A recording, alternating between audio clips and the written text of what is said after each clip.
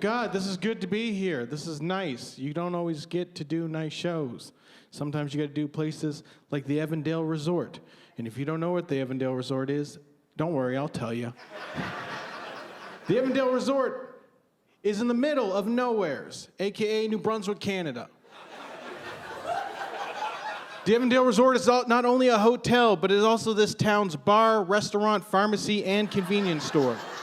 There is no form of entertainment at the Evandale Resort, but there is a 24-hour ferry that goes from this island of nothing to an island of even less, and I didn't see anyone on it the entire time I was there, but it kept going back and fucking forth, and I'm black enough to think that's ghosts. I'm not saying I believe in ghosts. I'm just saying if you can't tell, I'm mixed race. I got white curiosity, but I got black common sense.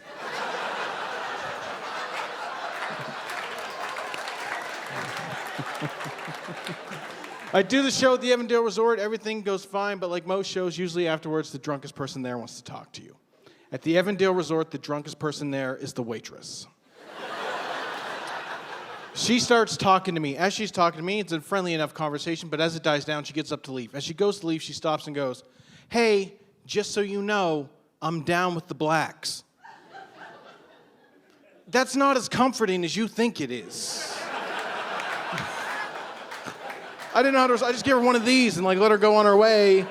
And I was like, well, this is going in the act, and I start writing it down. A couple minutes later, she comes back and goes, "You want to know why, though, right?" "No, but I need an end to this bit, so yeah." And she goes, "Duh, it's because of those big dicks."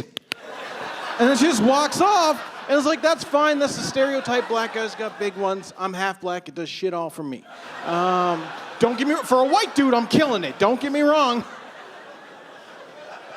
I start writing this down, I go, that's a perfect end to that joke right there. She comes back, she goes, "I need to tell you one more thing." I go, "Don't ruin what we just created." And she goes, "No, you need to know that all this right here, fixed." What the hell did you just, what do you mean fixed? Like a dog, you're neutered to something, you got scars? Don't tell me or show me. You got scars? She just doubles down, she goes, "Yep, I'm scooped out like this right here is just an empty playpen." Oh, God. Oh, it's like the saddest Rugrats episode. We've been together 2 years now. It's not my girlfriend. She's watching. She'll kill me.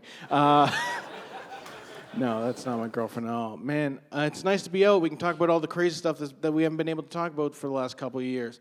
I don't know if you know, a lot of people are upset about the Confederate flag magically being racist all of a sudden. People got very offended, like they didn't know that it was like a symbol of racism. A lot of people were like, well, when I was growing up, it was just Dukes of Hazzard. It was Southern pride. And listen, I get it. It sucks when something you loved as a child grows up to be garbage. I used to love The Cosby Show. I get that right there. But now you found out it's trash and it's got to go. And I'm not even saying don't get rid of the flag or burn the flag. I'm just saying don't have it hang. Just tell people you took your cousin to prom. You don't need a banner to display it. You know what? I just hate that people got so defensive. Listen, I own an autographed photo of Bill Cosby. I don't have it out on my drawer, though. Here's what I do with it, and you can do it with the Confederate flag. I keep it in the bottom drawer of my house. And the only time this thing ever comes out is at 3 a.m. during a house party, and there's only cool people left. Then, and only then, will I be like, you want to see some shit? That's what you got to do with that Confederate flag. And if you're still upset, kiss my ass, because I'll say this right now. Giving up Bill Cosby, much harder than the Confederate flag. The Confederacy was around for 4 years. The Cosby Show, 8 seasons. You tell me who won that war. Lots of crazy stuff going on. A lot of people are upset. I didn't realize how much white people loved Aunt Jemima until she got the boot. A lot of people, God, that was the one black friend they're always talking about having. They got so upset.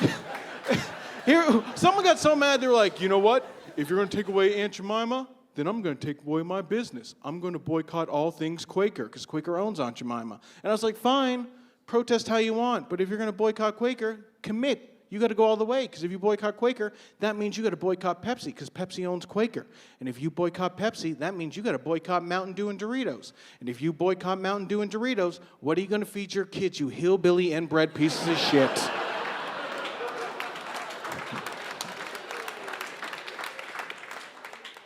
Oh, man, we live in a crazy world. I'm kind of worried that World War III is going to break out. I don't know if you guys are, but you should be, because we're in North America, and if that shit goes down, we're done. We're not going to win. We're not tough anymore. We can't. Like, I saw a video of the president of Costa Rica. A bee flew in his mouth, and he didn't blink. Did you hear what I just said? A bee flew in this man's mouth, and he did, not even just a bee, a wasp. That's the spiciest of that's the ghost pepper of bees. And this thing went in the man's mouth, and he went, pure protein. He made a joke. You know damn well right now, if you heard zzz in your ear, you're like, we gotta get the fuck out of here. We can't win. We're not. I knew we were screwed the moment I started seeing board games in bars. That's a level of comfortability no country should ever be in. Like, the reason you're at a bar drinking is because you didn't have family game night growing up. Now you're gonna shove it in my face? What do you do? You're out drinking. That's the entire game right there. That's like all the board games put into one. Think about it. You get a group of friends together. You go out, you start sinking shots like it's Battleship. You get so drunk that your brain needs to put together words one at a time like it's Scrabble. And by the end of the night, usually the only things you can put together are food and sex. And you look around the room, you're like, oh, I need to find someone to take home to play Twister with. And you find that person, and before you can get back to your place, you're like, we got to get something to eat, because you two are a couple of hungry hippos. But what are you going to get? Street meat, pizza, poutine? You're going to get it all. You're so drunk at this point, your cash is like Monopoly money. You take 2 bites of it, and then you go to town. Now you're about to go to Candyland. Listen, I know Candyland is a terrible euphemism for sex, but it's the only part in this bit where it fits, so go with it.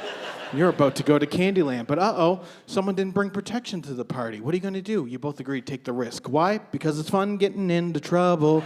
3 to 5 minutes later, Yahtzee. You wake up the next morning with a ringing in your head like it's Operation and a note that says thanks, and you're like, hell yeah, I won this game. So you think, because 9 months later, guess who? It's Twister, and she's got a baby. How'd a baby get here? Well, I'll give you a clue. It wasn't because the Colonel Mustard in the kitchen with a candlestick. It was you rolling your dirty dice in Candyland. And now you've fallen into an 18-year mousetrap, and you're thinking, there goes my dreams. Well, pop goes perfection. Oops, sorry, that's life. Game over. Thank you guys very much. I'm Travis Lindsay.